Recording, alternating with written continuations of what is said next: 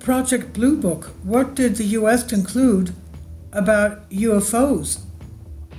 In the summer of 1974, a civilian pilot called Kenneth Arnold reported that while flying his small plane, he had seen 9 objects moving at tremendous speeds across the skies of Washington's Mount Rainier. These reports were widely publicized and were corroborated by several people. This led to the U.S. Air Force opening an investigation under the name of Operation Sign in 1948. However, this was not enough, and 4 years later, the operation was converted into a project named Blue Book in 1952. Project Blue Book became the longest-running inquiry by the U.S. for UFO sightings, compiling more than 12,000 sighting reports.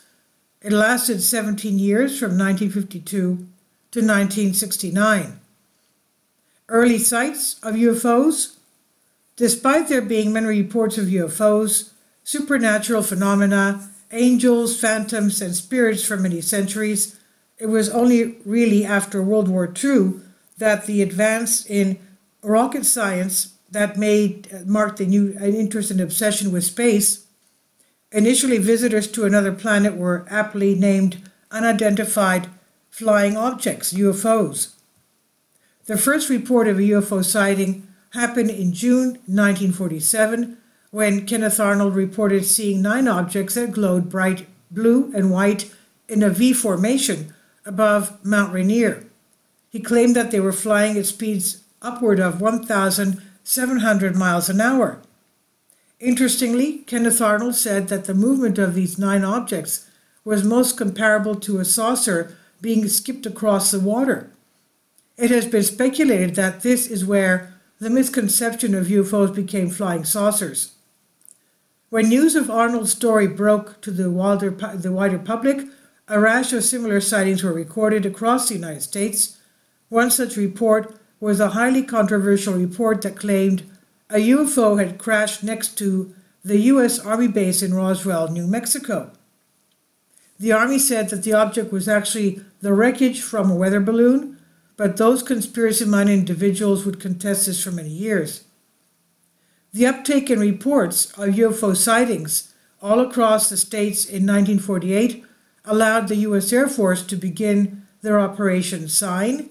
The initial theory that the Air Force presented for setting up this operation was that the UFOs were Soviet aircraft. This was, let's remember, the era of the Cold War, and both sides were willing to implement all manners of subterfuge, but they did not allow for the possibility of spacecraft entering the U.S. The Air Force inquiries about UFO reports and sightings only generated more interest in the phenomenon.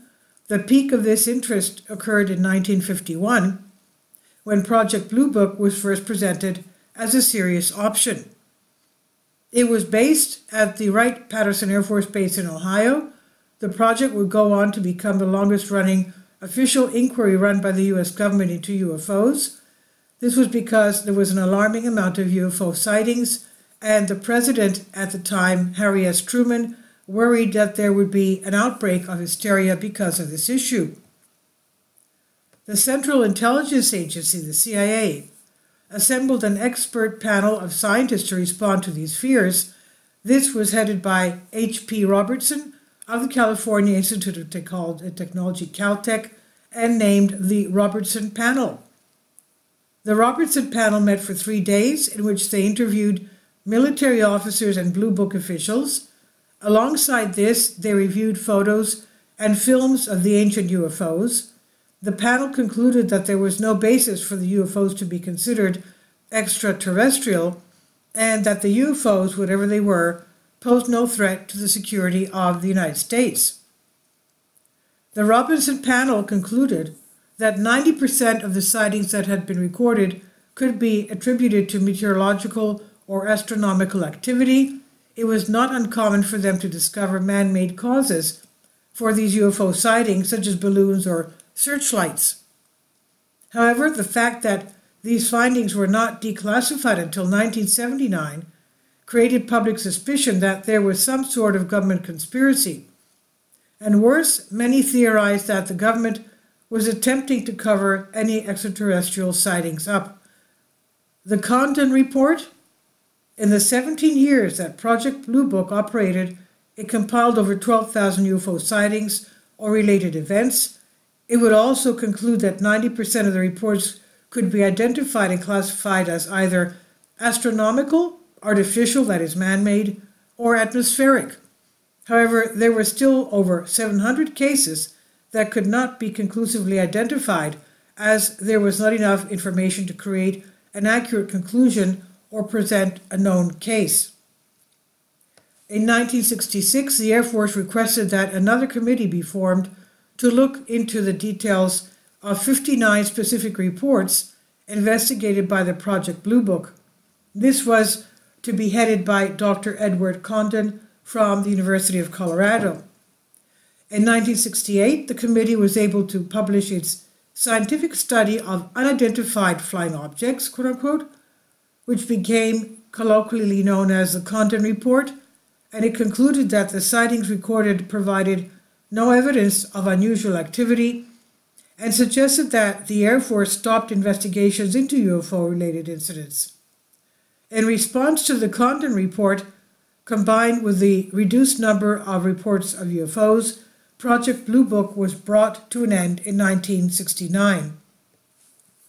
They concluded that despite there being sightings of UFOs that they could not identify, no evidence had been submitted to the Air Force that suggested that technology beyond that of modern science had been seen. Even though two separate panels had dismissed the claims of Project Blue Book, civilian investigations had continued into UFOs, and many are still documented today. Many people who believed that these reports were genuine have remained unsatisfied with the conclusions of both reports. In 1974, J. Allen Hynek, an astronomer who had worked as an advisor to Project Blue Book, established the Center for UFO Studies, or CUFOS, and to this day the organization continues to investigate UFO sightings and looks to weigh in on the hypothesis that these sightings are genuinely alien. It's important to note that the mania following UFOs is not unique to the US.